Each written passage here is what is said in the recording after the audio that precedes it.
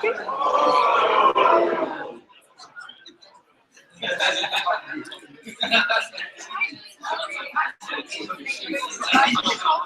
Okay. Did you just look fresh again? Yeah. Oh, all right, nice. Okay, great.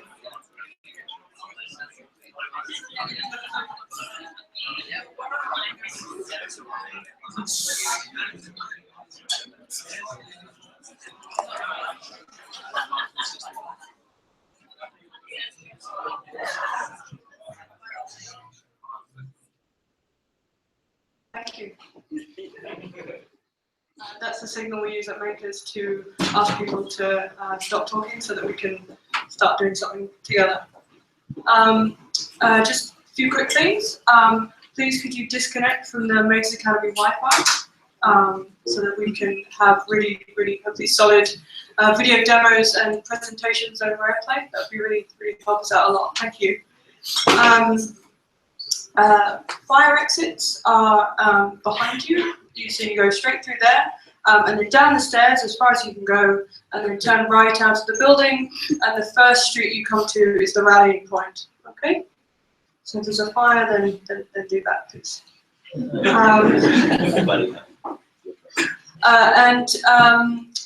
Makes Academy staff, please raise your hands and wave and stuff like that. Thank you. So if you want to hear more about Makers Academy and how amazing it is here, then please go and talk to one of those people or any of our students. I'm Mary. I'm the coach for September 2016.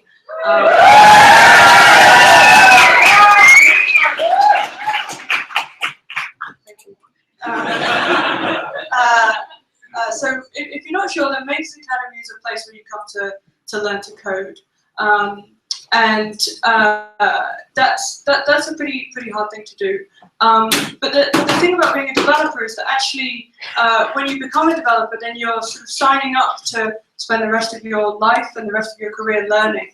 What that means is that Makers Academy will actually teach you how to learn, and that's the crucial skill that I think we teach you.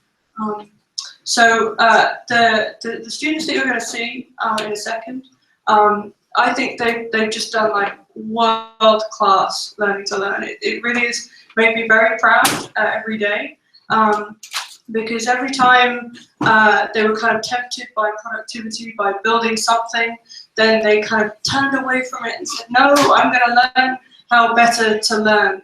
And that will make their careers as developers or kind of stratospheric, because it means that they'll be developing so fast as developers. And so like I said, that's made me really proud that they've been open to doing that. I think you've been really amazing, so thank you.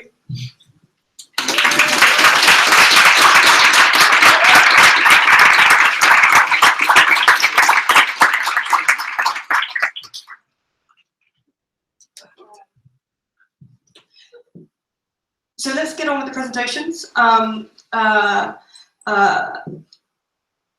All the teams have done a whole set of skills and behaviors really well throughout Makers. And so I'm going to talk about sort of one particular thing that I think each team did particularly amazingly, but pretty much everything you can think of, they've all done really well. It's been so impressive to me. So they've all sort of been amazing at taking an iterative approach to writing code, so writing not that great code and then writing better code and better code and better code through refactoring. And they've all taken a really great approach to trying to have fantastic teamwork skills where they've tried to internalize the XP values. If you want to know what those are, then please ask a maker. And which has meant they've worked together on their final project and throughout Makers so well together. It's been really amazing. So they've kind of embodied the qualities of a software craftsman person really well. So let's get started with the presentations.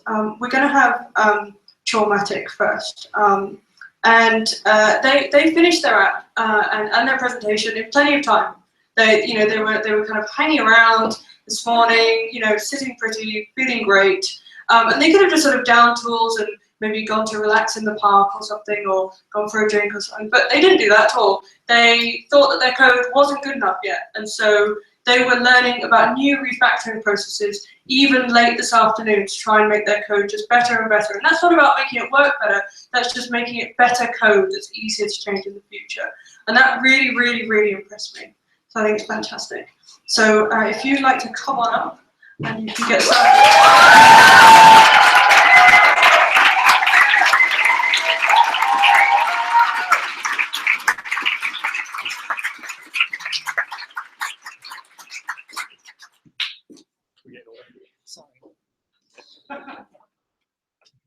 Hello everybody. We are Team Formatic. I'm Chris. This is Dagmara. This is Michelle. This is Kath. And together we have developed an app for the Amazon voice recognition system known as Alexa. Now our app allows a parent and a child to interact with Amazon's Alexa through an Amazon Echo. And it allows the parent to set chores for the child and for the child to ask for those chores and inform the parent when they claim that they are done. So with a bit more of the sciencey stuff, here's Kath. So just really high level, didn't want to bore people with science for too long. Effectively, once you speak into this beautiful little bit of technology, it whisks your words off to this magical cloud. And what we've done is written code that looks out for specific words that trigger events. So we've also got a database which basically allows you to add chores, so like sweep the chimney, I don't know, pick your nose, wash the dog, whatever it might be, and then your child can come back and also ask for those chores and retrieve that information from the database. What we've done is also made sure that when you've asked that question, it flows right through our system, and then Alexa will pump out a bit of information just saying, yes, you've added this chore, or thank you for confirming this chore, or whatever it might be. And just to add to that, we've also included a little card that gets sent to your phone or your dashboard, just so that, again, it reminds you of what's happened and just trigger those memories of where everything is at. So without further ado, I'm going to hand over to our amazing video. We hope that you enjoy it, and we hope that it works.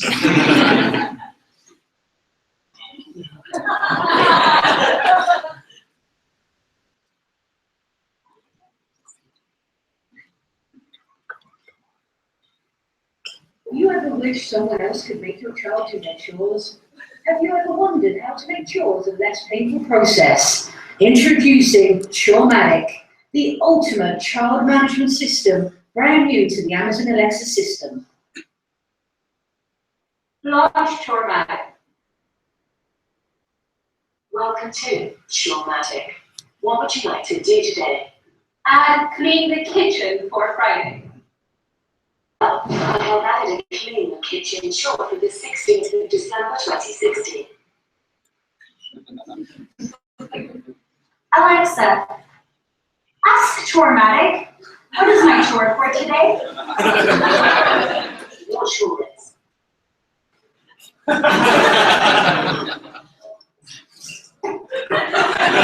Alexa, tell Chorematic I'm done with clean the kitchen today. Very well, I have informed your appointment.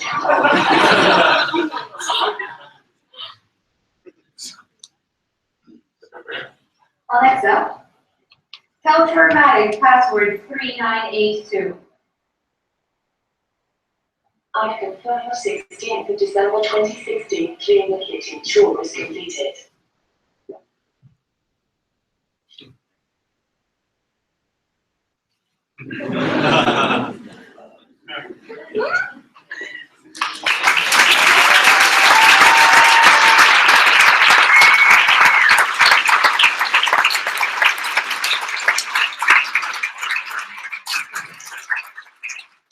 Thanks, guys. While Chris sorts out why we can't move to the next slide, we're going to tell you how this awesome skill came to be.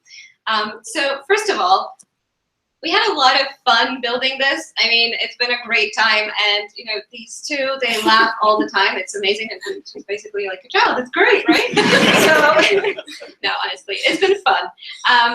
the more like technical part of it though, we stuck to a plan, and that has really helped. So we split out our major project into 3 smaller chunks called MVPs, minimum viable product. Again, if you don't know what that is, talk to a maker or Google it.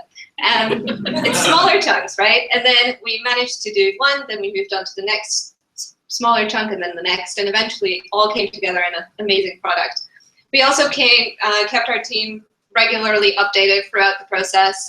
We held stand-ups in the morning just to make sure everybody was on the same page. And we had a little Google Doc where we documented what was going on every day, what resources we were using, so that everyone on the team could actually follow along and not miss out. So now I'll move on to Michelle, who'll tell you about some issues. Okay, so along with the successes, of course, there were a few challenges we had to overcome. Last Monday, we sat down and said, okay, we're going to use a new device, the Echo. We're going to use a new language, Java. We've never done this before, but it's going to be awesome. So we spent the first 2 days just laying the foundation for the 2 weeks and wrapping our heads around exactly what Alexa is and how it works, and understanding a bit more, how we can use the Java language itself. And with that, so as many of you may or may not know, Alexa is kind of new. The Echo device itself is pretty new. So only within the past year and a half have developers outside of Amazon been able to create skills for Alexa.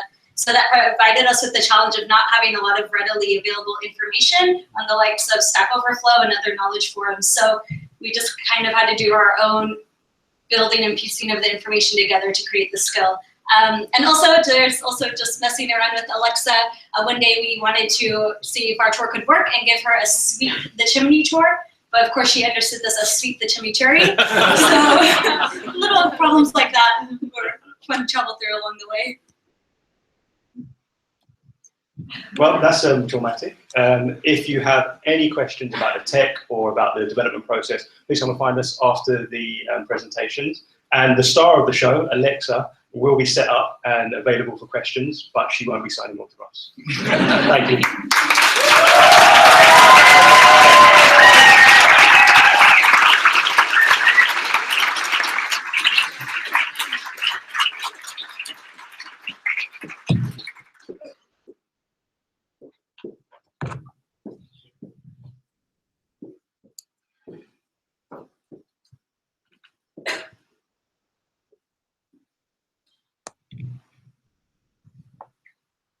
Classic. Really nice. The next student that you're going to see present is Clutch. And they had a really tough road with technical hurdles because they tried to integrate a bunch of different external services. And so they just jumped over hurdle after hurdle after hurdle. And they nailed it, really nailed it. But what was really amazing to me was that as they were jumping over those hurdles, then it's so easy to slip back to old, less good development practices from the past. But they didn't do that. They just kept on using the best processes, keeping their teamwork really solid, keeping their communication really solid, keeping their development practices really solid. And that was so cool to see. It was really great. So please give it up for Clutch.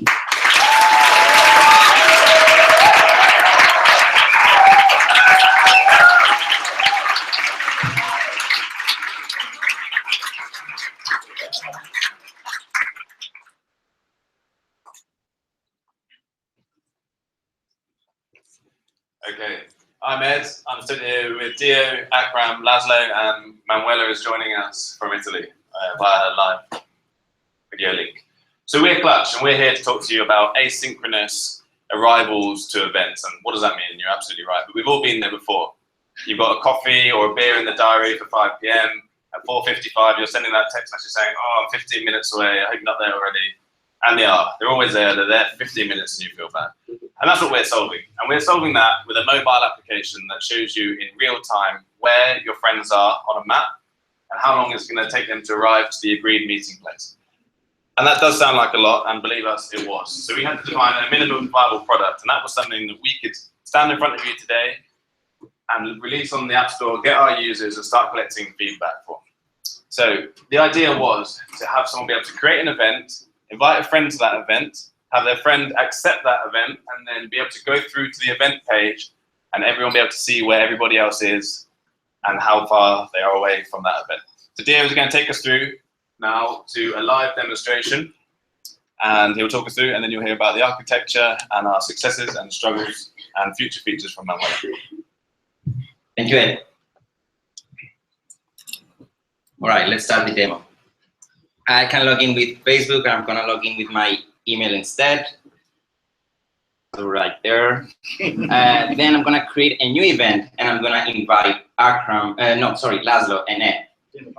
We're better than Breakfast Club near Liverpool Street. I type down the address, and then I hit find location, and boom, it's there. Okay, then I will set the time to 1:30, and then I'm gonna invite my friends via their email addresses. Then we are gonna send a notification. I'm gonna send a notification to my friends, but that's not gonna happen until I click the submit button. In real time, Ed is gonna receive a notification on his phone that he's invited. Yep, he gets up from our server. He's gonna launch the app and see the event there. He's gonna click on it. He's gonna confirm that he's going, and he's gonna see my location on the map along with my estimated time of arrival. And notice how Laszlo has yet to confirm, so his pin is not on the map. That's me, and that's the event. Yep. Thank you. I'm gonna pass to Akram for our technologies. Thanks. You didn't invite me, but yeah. Yeah, well, because we wanted to make a mobile app as opposed to like a web application, we knew it was just going to be Android against iOS. And we went with iOS, and that instantly meant that we was going to use the Xcode environment to actually do all the coding, and we was going to use Firebase as a database. So yeah, just looking at this, you could just really just break this down into two categories: internal technologies and external ones, which are probably the most important ones for our app to actually be functioning. So when you actually go into the app, you can sign in through Facebook, which means that we direct you to Facebook and back to our app. And then once you're in our app, you are instantly tracked through the Google Maps API. So you're going back out to Google, coming back again, continuously being tracked. So it's a lot actually going on at the same time, and it was a bit of a madness, but you know, it came together and it started to work. So cool. Struggles and successes. Laszlo? Yeah, I'm going to talk about struggles first. The main struggle was to getting our MVP the fastest as we can, which happened on the first week, so the end of the first week. This was mainly down to, because we are using Swift 3 as a language, this new version in the middle of September, so the rich documentation was not really available for us. And also, unit and feature testing, I wouldn't say we have exactly 100% coverage on that. And also, the other major struggle, we couldn't play table tennis enough. Successes. Well, I think the app itself is a success. Because Makers Academy enabled us, gave us tools in our hands to enable us to create fully functioning iPhone app. And to learn Swift 3 as a language just under 2 weeks. So I think itself is quite amazing. And also, I'd like to underline the teamwork and the team management. We had daily stand-ups, retros every day, and merging sessions which went down with no major merge conflicts. And also the team management, we managed to optimize everyone to daily workload. So I think we went down quite well. And now I'm going to hand over to which is daily, but yeah. So I'm going to hand over to Manuela for his video hook, who cannot be here with us today. Hi guys! I'm so sorry that I cannot be there to celebrate this amazing moment with you, but here I am about the future. So we thought about how to improve our app. One of it is to implement the option to export events into Google Calendar, or setting up a server to handle operational notifications, and create an event group chat, or select a contact from your phone or from Facebook contact list. Setting up private, either private or public events. And as well, using different methods of transit. So thank you very much for listening to our presentation, and we hope that you enjoy it. Merry Christmas, guys. Thank you. Bye.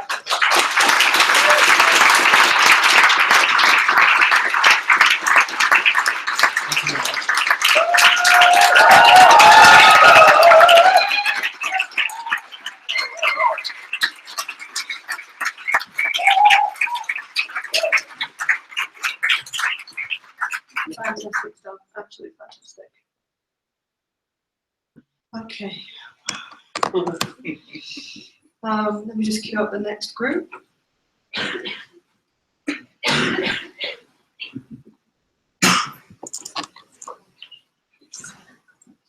the next group is Team Pong, as they call themselves.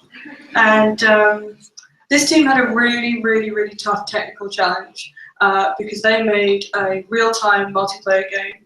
And the reason that's so tough is because you basically have one game running on one person's computer and then another game running on someone else's computer way across the internet. And you have to somehow sync those up so that everybody's playing exactly the same game at exactly the same time, which is super hard. So I've been so impressed with how they've dealt with that. It's been really great. So please come on up, Team Pong.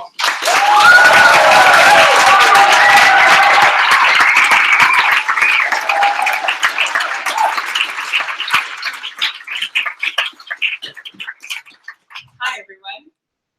Just completed my slide for me, which was basically talking to you about what we did. So we made multiplayer Pong.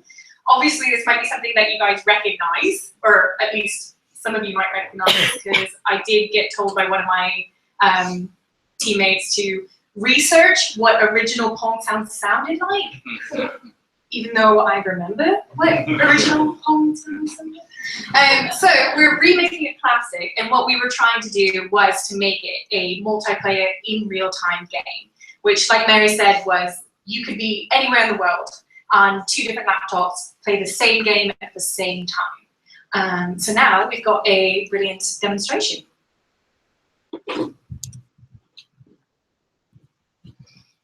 All right. So it will start with some really obnoxious music. We wanted to keep with that crazy 85, but don't worry, it doesn't last too long. We've sped it up a little bit because we realised that not everyone wants to watch us playing a game of Pong. You can see that it's on 2 different laptops. These could be in 2 different countries across the Atlantic, whatever. We didn't have the budget to send someone abroad to show you that. And yeah, I beat Laura straight out, as you can see, game over. And okay, now on to Laura to tell you more about WebSockets and how I actually managed to do this.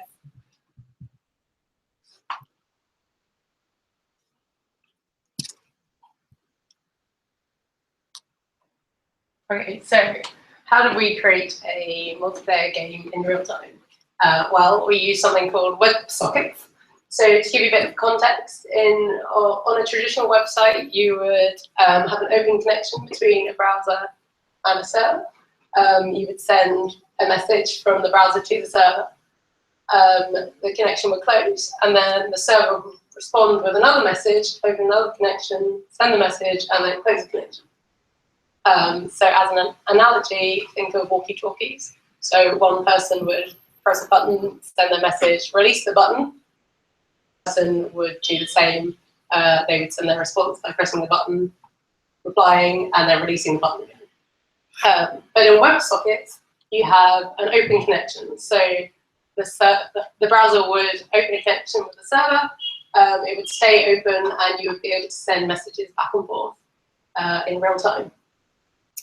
So for that one, think of like a regular phone call where you would both be on the line and you would get your messages instantly. So in the case of Pong, this means we can have the game logic running on the server. It can send messages to both browsers at the same time, telling the game where the components need to be, so where the ball, the paddle, and the scores are, and then the players receive those messages instantly. So the most important part of the actual game is the game loop.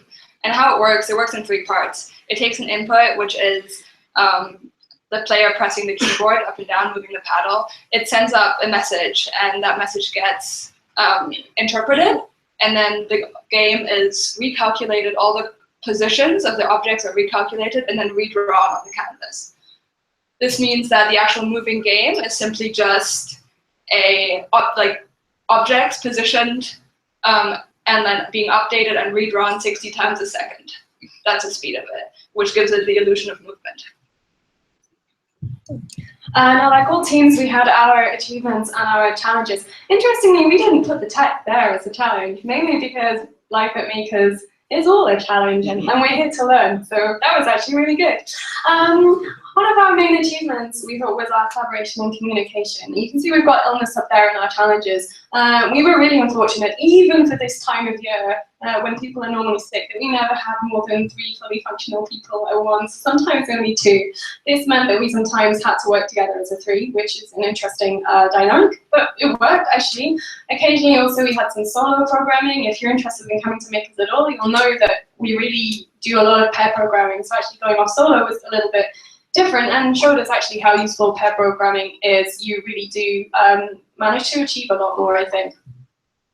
Hence productivity, we still actually managed to get a surprising amount done, even though we weren't able to, you would think we would be 50% less effective because we didn't have the 2 pairs going all the time, but actually we did pretty good. I think this was partly because we kept it simple. We kept to agile methodologies, which meant that we just released 1 MVP at a time. That meant that our app was always production ready. So we started the first few days, we actually had our MVP. You could play Pong. It would be on the same computer, but you could do it. A few days later, you could play it on 2 different computers anywhere in the world. Later on still, we had sound effects going, and at all times we were production ready. And that was also achievable by the feedback. We had a very strong feedback loop. If someone had a different idea, just listen to it. And with that respect, we managed to really get a lot done. And with that, it's game over. Thank you very much.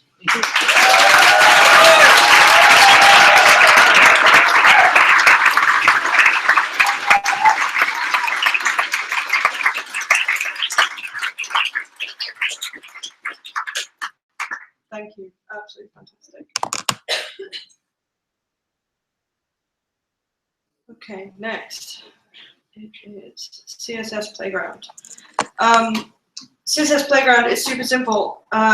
They wrote a program that writes programs.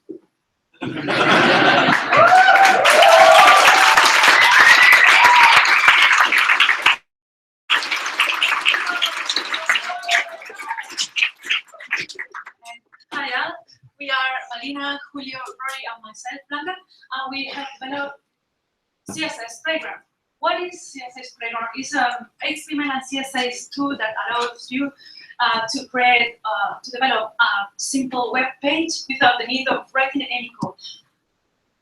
So this is how a normal website looks, and then this is the code that you normally have to write to develop it. So if you don't know any previous knowledge of coding, how can you create your website for your business? Without the need of any code. So that's why we created our app. This is the layout of our application. We show HTML, CSS, and we can download the files at the end. Our users are mainly coding beginners, so people that want to learn code and they don't know where to start. And yeah, just to explore, you try CSS and HTML, but in a very easy and fun way, you can just drag shapes, blocks, text, images, everything, without writing any code. And at the end, you see your code displayed on the right side of the page. Professional developers that want to save time creating the websites, just mocking and creating some drafts, and then they have a basic CSS or HTML download. And now Julio will show you a demo video. Okay, so we are going to watch video where someone is creating a web page, actually with, well, the layout of a web page, actually without doing any coding. So there are 2 main things that you have to focus on. You can give any kind of style to it. You can edit, give a background color, create different sections, edit the borders, give it more width, more any kind of styling. And the important thing is it's keep updating in the right side. So you can choose between CSS and HTML code. The HTML code displays the structure of the design of the web page, while the CSS displays the design, colors, and how is it displayed. So that's kind of the main thing of our project. So once you have once you have something that you are happy with, you can click on the download files button, and you will get both files, the CSS and the HTML code. And yeah, you can use that code to keep developing your web page. And now Malina, she's gonna explain you the different technologies that we have used in our project. Sorry. Get to the next page. There we go. Okay. So this is how a normal web app works. A person, normally a stick person, will be on their computer, they'll open up a browser, go to a web page, and then every time you click a button or visit a link or do anything on that web page, messages whiz backwards and forwards through the magic of the internet to normally a giant computer that we call a server. So for our project, we decided just to do without that whole bit, and our project is designed to work purely in your browser. So the benefits of that meant that in such a short space of time, we could focus our energies purely on developing the best functionality and the best user experience that we could in the front end. But obviously the downside of not communicating with a server means that where there's no way for a user to save what they've done and come back to it when you've created your page in the browser window, the only way to save it is to download the code that you've created. So we designed our app using a JavaScript library called React. So React was developed by Facebook and is used by websites like Airbnb and Instagram, and it's a way to create like really, really quick, responsive websites. But the downside is that it does have very strict rules that you have to understand and follow. But the great thing is that that gently guides you to having like really well-structured code. And for developers like ourselves who love a good challenge, it's really, really fun. So I'll hand you over to Rory now. Okay, so the struggles we had with our project first, each on the first day we had a very different vision of how the project was going to pan out. So we spent quite a long time talking about that, eventually settled on something we're very happy with, CSS Playground. Learning React was very difficult, steep learning curve. It's an entirely new way of thinking. As Philip has touched on, it makes you arrange it has convention over configuration, which means that someone else has decided the structure of your code, structure of your file system, how things are going to talk to one another, and the data sort of flows one direction down sort of the branches of the tree. You can't talk to things between branches. So yeah, it was quite difficult to wrap our heads around. Similarly, testing the code was very difficult. We didn't really understand how to write the code, so understanding how to write the test for the code was really difficult. Both in terms of how to make it talk to the bits that we wanted it to talk to and actually writing the syntax of it. So on to our successes. Learning React was a great success. The first week was really, really hard. We were quite demoralized. Three of us had never touched React before. But we were still getting some stuff done, but just very, very slowly. We went away over the weekend, we did a lot more learning by ourselves, and we came back in on Monday and had one of the most productive days of the project. Monday, Tuesday, Wednesday after that were just fantastic. It just flowed. So that was really satisfying. Similarly, the testing, we managed to get that working. We got really good test coverage. The great thing about tests is that when you've written a load of tests and you change something in your code, if it tells you immediately what breaks when you make those changes, so that's really good. And finally, the thing that we did really, really well was communication. We had excellent communication as a group. We started the day with a stand-up where we check in with each other and discuss what we're doing for the day, and each day with a retro where we went over what we've done, and regularly broke out to discuss the direction of the project and the features. So it was that communication that meant that we succeeded and ended up with something we're really proud of. Thank you.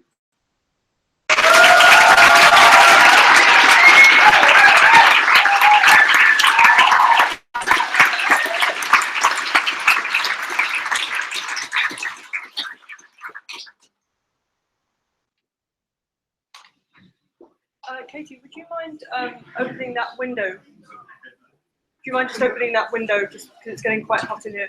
Oh, sorry, opening. Yeah. Oh, great. Perfect. Thanks.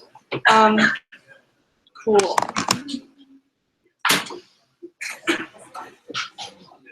Okay, next. Yeah, really, really nice. Love CSS Playground. Absolutely fantastic. Okay, next is Drawsome. Drawsome, or I don't even know where their heads are, because they gave themselves a big challenge by learning a new language, Swift, and a new development platform, iOS. And that was a pretty big challenge. So great job. But that wasn't quite enough for them. So they decided to learn another new technology, WebSockets, on top of that. And they decided to start learning that about 3/4 of the way through the project. And it worked out great. So please give it up for Drawsome.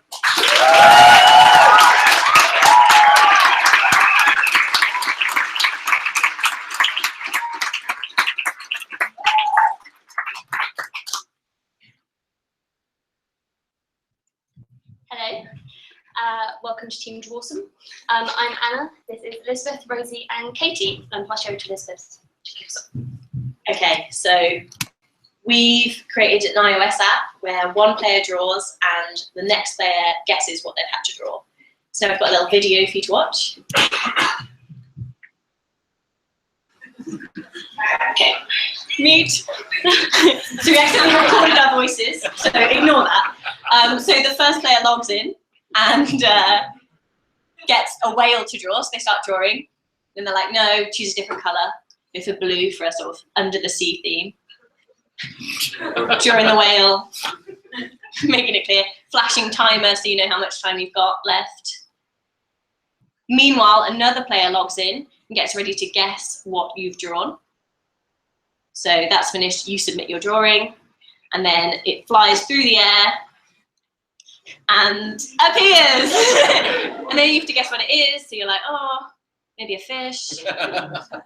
Try again. And you're like, okay, maybe they're French. We expect it to be global. Try again. Then you're like, oh, right, the whale. Okay, I get it. Yay!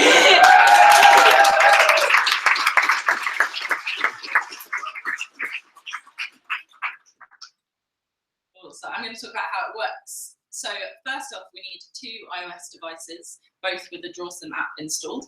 And we built Drawsome using Swift. And you'll see that in between those lies a web server, which we built using a framework called Node. Again, was pretty new to us, and had a little JavaScript file in there which runs the server. So either side of the server, you'll see those things called WebSockets again. So what that does is allow us to open up a 2-way connection in between each app and the server. And it means that when player 1 starts drawing, we collect all the coordinates of the lines they're drawing on the screen. And then once they hit the submit button, we fly those up through the air to the server. And then that beams that back down to anyone with the Drawsome app open on the guest page. We take those coordinates, we interpret them, and we redraw the picture that player 1 drew, ready on player 2's screen to guess what it is. So our main struggles were learning a lot of new technologies. So Swift 3, which has only recently been released, and the new environment Xcode. But I would say our biggest challenge was WebSockets. As we said before, passing drawing coordinates from one device to another is actually quite a challenging sort of data structure. So we had to do a lot of trial and error trying to understand what the ideal data would be. So I'm passing you over to Anna. Cool. So despite our struggles, we had lots of successes. The first was our MVP. We managed to get to our MVP within just 2 days, and that was basically to be able to build a small Swift app and have a user be able to draw with their finger on the screen.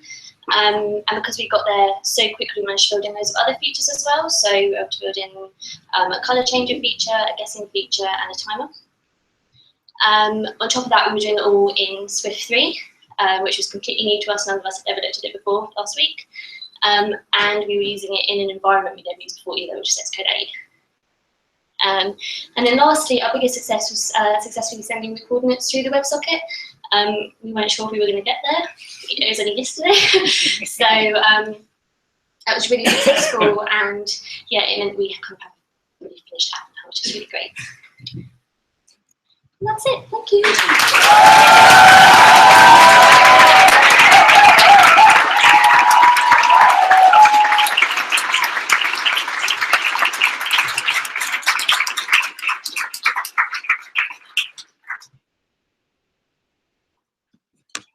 I feel like a proud parent.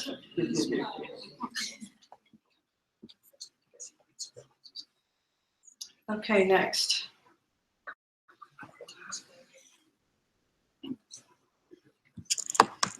Trivia Smack kind of hit a lot of things, I thought. Really, really cool. So they've got a really fun project, and that has a tough tech challenge in it as well. But what really amazed them, towards the end, was the fact that they were still thinking about advanced level refactoring ideas right up and towards until the end. So things that you'd expect maybe from a mid-level developer to be thinking about, kind of quite subtle ideas, they were coming to talk to me about, and they were talking to each other about, and that was really, really, really cool. So I hope you enjoyed their presentation. Trivia Smack.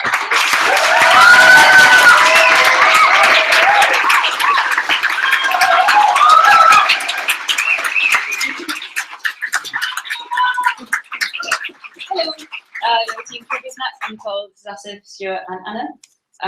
And yeah, so Trivia Smack is an Alexa pop quiz game. So it works through the Amazon Echo. And as the first team showed, so the Echo is a voice-activated speaker. It's made by Amazon that you can make skills for, which are basically apps for it. She's got a lot of built-in functionality, like you can say stuff like, Alexa, what's the weather in London? She'll answer you. But skills you have to like call separately. And we noticed that most of the quiz games on the skill available to download were really bad, so we thought we'd make a good one. So yeah, the way it works, when you say Alexa, she wakes up, she listens to everything you say, and then they pass that through Amazon's natural language processing algorithms, and then it converts it to text that she can understand. Game multiplayer, like a pop quiz team style game. And our MVP was a skill that it responded to a start function, asked one question, and it answered it itself. And we reached this within 2 days, which was really good. So we added a lot more features to make it the game that we wanted it to be. So right now it currently has all the features we actually planned for it. So you start it by saying, Alexa, start Trivia Smack.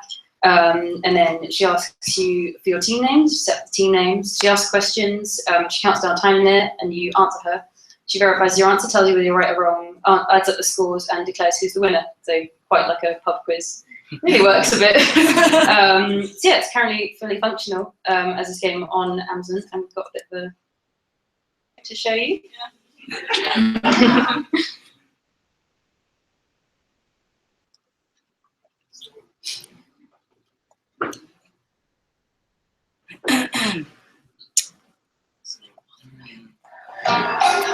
Who wants to play a game?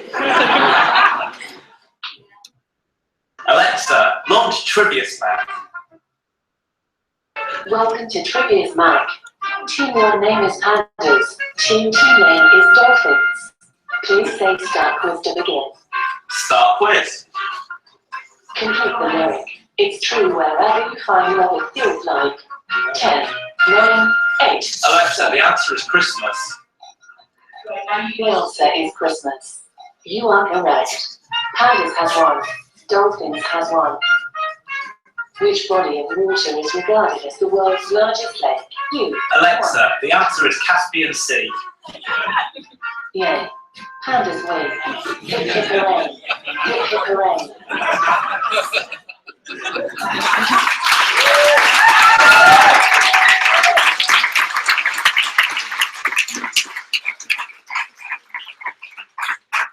Okay, so we decided to use a service called Lambda, which is provided by Amazon Web Services. Not only does it work well with Alexa, but it also allows you to run code without having to think about service. So you simply upload your code and away you go.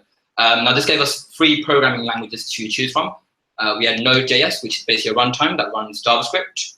We had Python, and then we had Java as well. Now the Makers course, it covers JavaScript, and Ruby and Python are quite similar. So we decided to use Java because it is a language that none of us had ever encountered before.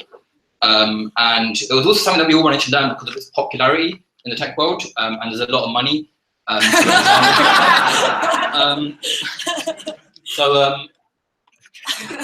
This is how it works. So the user says something to Alexa. For example, pretend Alexa's asked a question. So the user says the answer is Christmas. The audio stream is then sent to Alexa. Alexa converts that speech to text and then sends the converted text to our code, which is hosted on Lambda. Now, after that, our code checks if the answer is correct, adds a point if you get it right, and then passes the text response back to Alexa, which converts it back to audio. So I'm going to hand you over to Stuart. Yeah, so the way that the game works is the two key things for the Alexa platform are utterances, which are referring to the things people say, and the slots, which is the areas that the data is held within Alexa. So a user would start the game, as you saw in the demonstration, with launch trivia stack. That would take them to the next slot in our program, which would be for the game setup. And there's also the plead repeat layer for if Alexa didn't understand your instruction clearly and she wanted you to repeat it.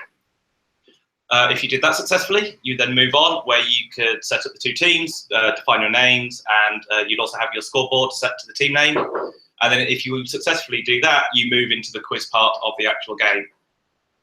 And so here you can see the full flow of a user playing the game. So they start the quiz, they go through the various questions, which comes with features such as timers and checking whether the answer is correct or not. And ultimately that flows through to adding points for correct answers, and will ultimately end the session when one team has won. All of how this works is demonstrated here in this code. So as you can see with the two string sections, speech text and reprompt text, they're actually instructions which Alexa can repeat back to a player in this instance. And in the return line at the bottom, you can see those two sentences are passed to the getSpeechUp method, which would actually return that to the player when it was appropriate. And now with our successes and struggles, Anna. So yeah, looking back over the project, there were several struggles, one of which was learning Java, which, as Asif mentioned, none of us had used before. Some of us hadn't even seen it before. And compared to other languages we use, like Ruby, which read almost like English, Java is not so. It's quite verbose and strict. So that was quite a struggle. Alexa itself was also quite a struggle, as it learns through cloud-based learning, which means that she gets better the more she's used, and given her relative infancy, she's not necessarily that developed yet. So we'd say stuff and she'd just have no idea what we were saying back to her, which was quite difficult for testing. And testing the code itself was quite difficult, as we weren't always able to test the Amazon built-in methods, which meant that it took longer to write the code because we had to upload it to Alexa and weren't able to just do it locally on a machine. But aside from that, we also had lots of successes, one of which was learning a new language, Java, in only a week, as we did manage to do it somehow in the end. We also got a fully working product we wanted to have at the end. So as Nicole said, we hit MVP 1 by 2 days in, and we now have MVP 3, which is the multiplayer score counting iteration that we have today. And finally, teamwork and communication, which without that, our other successes wouldn't have been achieved.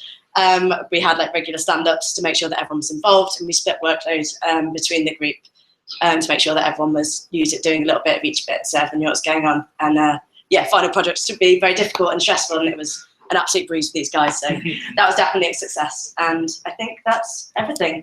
Thank you very much.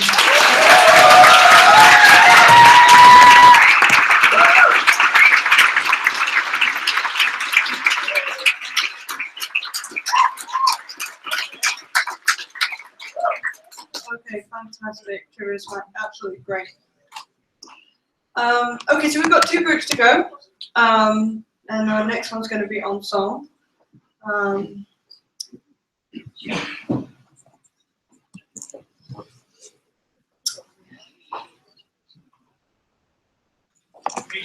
So yeah, absolutely. So Ensemble did everything by the book, and that's really, really good.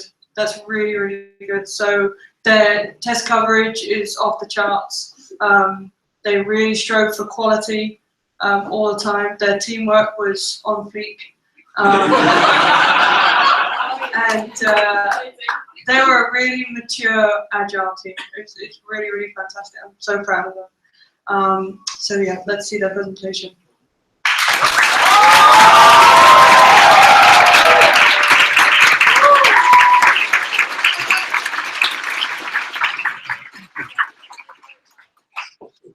Good evening, guys. I'm Felix. I'd like to introduce Tom, Laurent, Frankie, and Lee. And together we are Ensemble, a platform for music collaboration. So, where did this all come from? Well, it all starts in Japan. For the past 2.5 years, I've been living in Japan. And amongst other things, I played a lot of music when I was out there. And a lot of problems that I ran into was finding other musicians to collaborate on, other people to play music with. So that's where the idea for Ensemble came from. I wanted it to be somewhere where two musicians with a track could upload their music, find each other, and then blend those two music together to create an awesome musical collaboration. So Tom is going to give us a quick demo of Ensemble. Thank you very much. So we're going to start off in our landing page that we have here, and we are going to log in with both our email and our password, conventional. Here we go, and we're going to be taken to our dashboard, and we're going to have a look at our notifications. We have many. First of all, we're going to have a look at a comment on our main project page that's been left by Mary Rose Cook. They're really, really nice comments. So we're going to respond. There we go. And you can see we've got mixed requests, collaboration requests, and collaborators. So we're going to accept a collaboration request. Go back to our notifications, see what Timmy's talking about. He's very excited about a project that he wants to work on, sending us lots of messages. It's very nice of him. So we're going to have a look at one of his mix requests. We're going to listen to it. There's the master, there's his mix. We love it, it's great, it's fantastic. So we're going to approve that request, which will take us back to the main project page. And that is now the master track for the project. Let's have a quick look at our profile. And there is everything, our collaborations, our requests, our project messages, and everything you could possibly want to know. I will now pass over to Laurent. So for the technology used on this app, for example, if you are a user wanting to download a track, you just go on your browser, speak to our server, and the server will then retrieve the track from the database from Amazon that actually stores the track in the cloud and send it back to the user from the database through the server. In terms of what we have used, we use Ruby on Rails for the server, and in the front end for what the user sees, we have used HTML, CSS, JavaScript, and Bootstrap library that actually makes it very pretty. And Postgres as a database and Amazon services for storing our data. And for the most techies amongst you, you have here a little diagram of how everything, very simple. Everything goes very smoothly through all our controllers. I'm going to pass now the mic to Frankie to speak about it. Yeah, so to begin with, we were exceptionally ambitious. For those of you who use GitHub, we were trying to build that in 2 weeks. For musicians, which proved to be a hugely large project for only 5 people. To time with that, what Laurent was saying, those final technologies that you saw us using were not the first idea we had. We had about 5 new frameworks that we wanted to apply. So we ended up using just Rails and CSS, which in itself is a mammoth task to use. And then because of that overly ambitious nature that we had, we ended up having a bit of a finish line dash, as it were, because we never actually got around to implementing them. So we thought we'd just get the bare bones down of what we wanted to do, but it became very stressful in the last couple of days because we kept running into little bugs, which we'll talk about in a second, and I'll pass on to her for successes. We have many successes in our team. First of all, we are a very self-leading and management team. We kind of direct our own learning and targets that we want to meet and the features that we want to have for this product. We reach our MVP in the second day, and we have daily stand-ups and planning session in the morning to sort of strategy for the day, and then the retros that ends it off that kind of share our challenges and success for each day. We've been exposed to XP values at Makers Academy, which is a kind of guideline of work ethics that promotes you, that helps you really gel together in teamwork in an agile environment. So some of these values are like encouraging feedback, respect with one another, communications, and which is what we kind of really did really well in the last 2 weeks. Everyone was really aware of all the features we're meant to work on, and we kind of have a merging session at the beginning of each day to work out all the conflicts. And because we have so many features in our app, so testing was really important. We have over 50 tests for this application, and daily we kind of do manual testing on the browser as well, just to make sure that all the issues are sorted out and features are fully working. And whenever possible, we try to refactor so that we keep the code kind of like really dry, which means we do not repeat it, so that it's easy to maintain, extend, and readable by other coders. Overall, we're really, really proud of what we did. I'm really happy with the app and exceed expectations, and we hope you check it out. And as of today, there is one active member, one active user of Ensemble, and I've just received news that he has uploaded a song. So let's go and check that out. Oh, there it is. Oh, there we go. There's a place in Eastern London where everybody goes. Behind a frosted glass front door is a wonderland of code. The fridge is always full of everything you need. Apart from when you want Cheerios, there's only UHT. Food is always bountiful, bananas, apples and pears. Make sure that in the morning you're the first one up the stairs. If you get your kicks from smashing small white balls, you can run around the table, just remember to keep score. If you are a foodie, they've got you covered too. For just around the corner, there's some curry or some katsu. Friday rolls around, South roll below. Wine and cheese and pizza, then to the welly for one more. You give 3 months of your life. Okay, that's enough.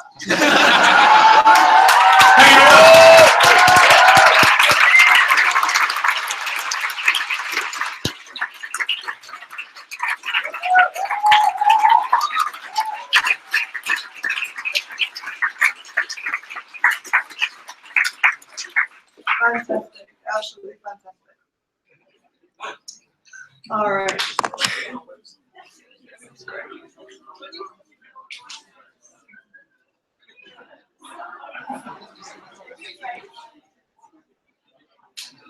Okay, our final presentation tonight.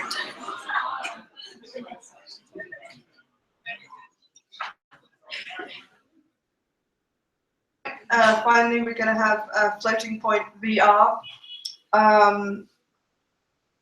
They had a huge ambition for what they wanted to build. But what I really loved about, especially about what they worked on, was that they still dived into some really, really tough algorithmic logical code writing. It was really, really great. So definitely ask them about the algorithm they devised to make it so that when you draw roads, then the computer just figures out what junctions should be between the different roads that you draw, just sort of automatically. You'll see that in their demo. So please do welcome on stage Floating Point VR.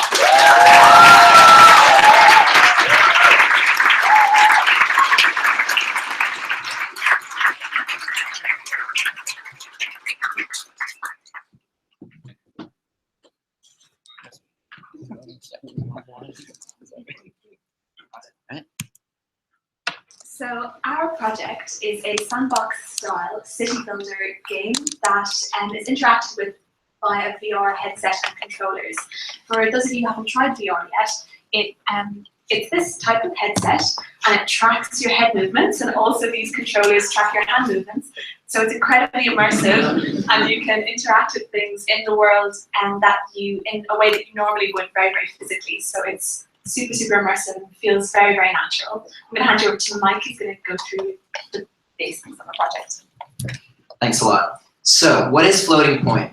We wanted to create a city builder where you actually interact with what you create. Because in a lot of games that exist already, you would simply be pointing and clicking with a mouse. So that's why we decided to go with virtual reality so that you can actually be in the game that you're in.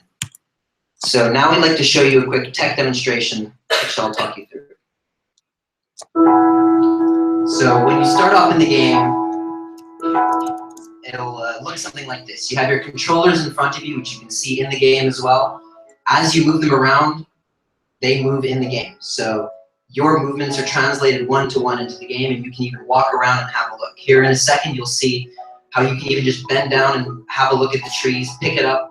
All of the objects are designed to be interactable so that you can move anything, pick up anything, feel the whole world around you.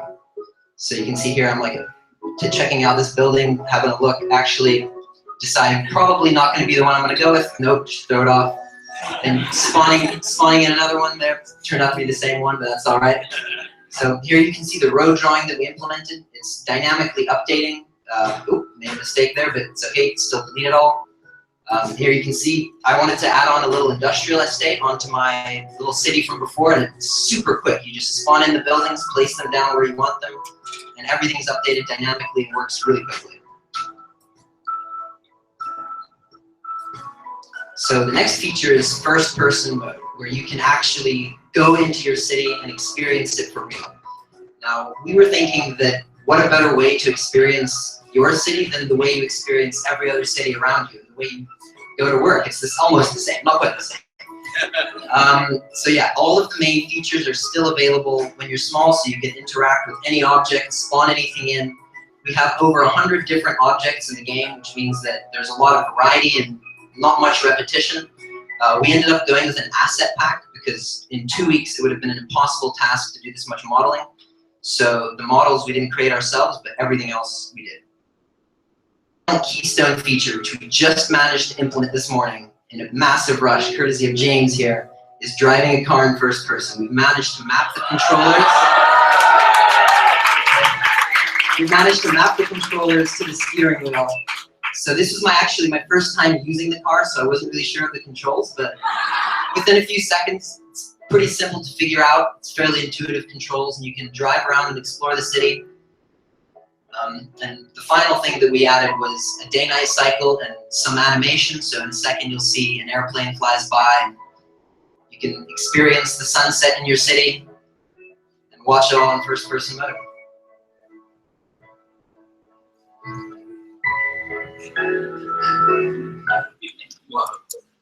Okay, so now,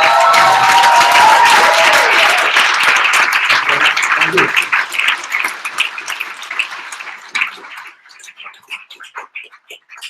So now we're going to talk you through a few of the core features of our game.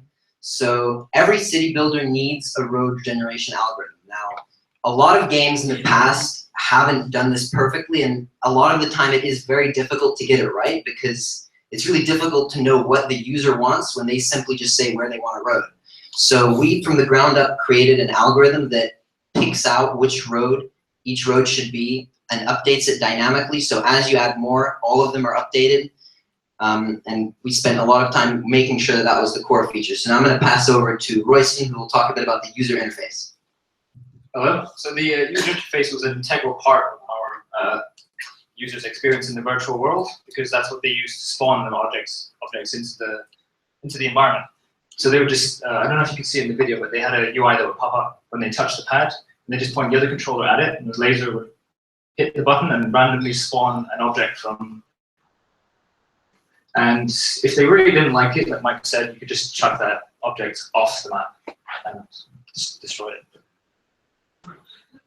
Alright, so for first person mode, you are able to shrink down into your own city that you built and explore and experience it like a normal person would.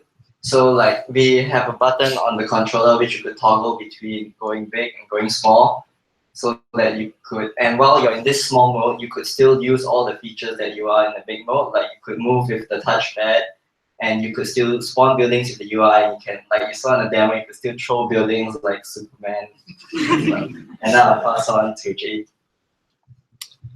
Yeah, so for our last feature, we have animated objects. The main one that you saw was the drivable car. So to actually use the car, you point your controller, which spawns a laser, and it will hit the car, it will turn green, and then after a few seconds, it will put you into the car, into the driver's seat. And then it tracks both of your controllers, so it knows like when you turn the controllers right, it will turn the steering right and left, and also when you pull the triggers to accelerate and also reverse. And yet we also had other animated objects like planes and trains, but we can't yet actually go into them. I'll now pass you to Rachel. Go through some of the struggles that we had. So in terms of time, learning a new programming language and a new piece of software in the space of 2 weeks, to be able to do that was pretty difficult, and we were still implementing features as of lunchtime today. We just put the car in today and tested it, and we were freaking out, hoping that it would work and like that nothing would break and that we would still have a demo for today.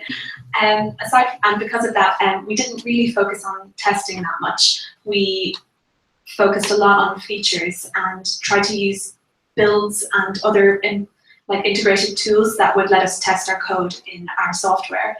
And also we had some issues with version control because we tried to use a beta version of a software for version control that still has some serious teething problems. So we lost some work, and that was a bit painful, but we managed to recover. Yeah, definitely. I'm going to pass you over to Kyo. He's going to go through our successes. Despite the challenges, it's clearly a success.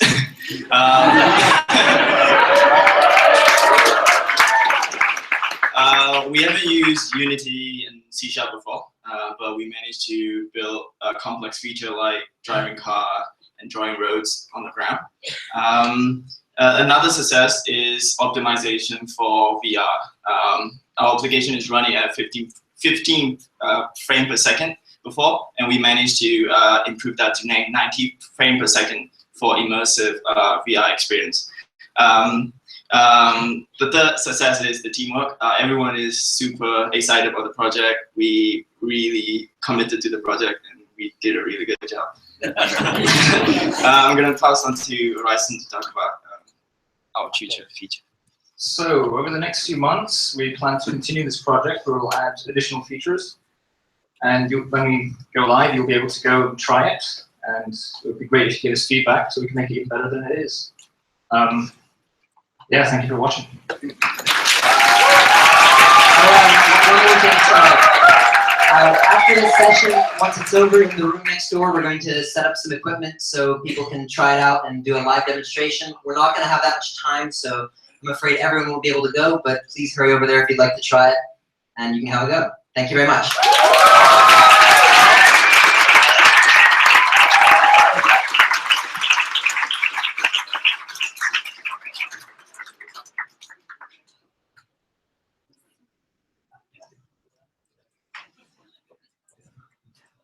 So as you've seen, we've actually managed to create some pretty impressive stuff which I think has maybe even surprised ourselves. It's a lot to do in 3 months, and it really wouldn't have been possible without our coach, Mary. So we would just like to thank her for her kindness, her support, and her motivational biscuits. Thank you very much, Mary.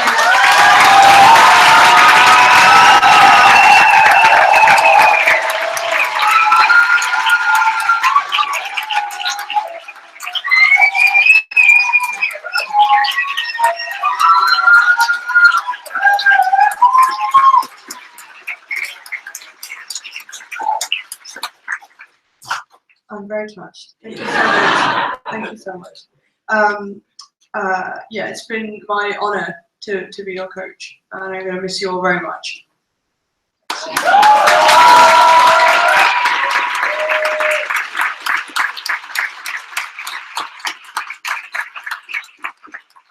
Okay, cool. Thank you so much for watching. It's been a real pleasure to have you all here. As I said, talk to a member of staff or a student if you want to learn more about Makers. And we'll be here until about 7:30, enjoying some drinks and some pizza that I think is in the kitchen. Okay, thank you. Have a very nice evening. Thank you. Bye-bye.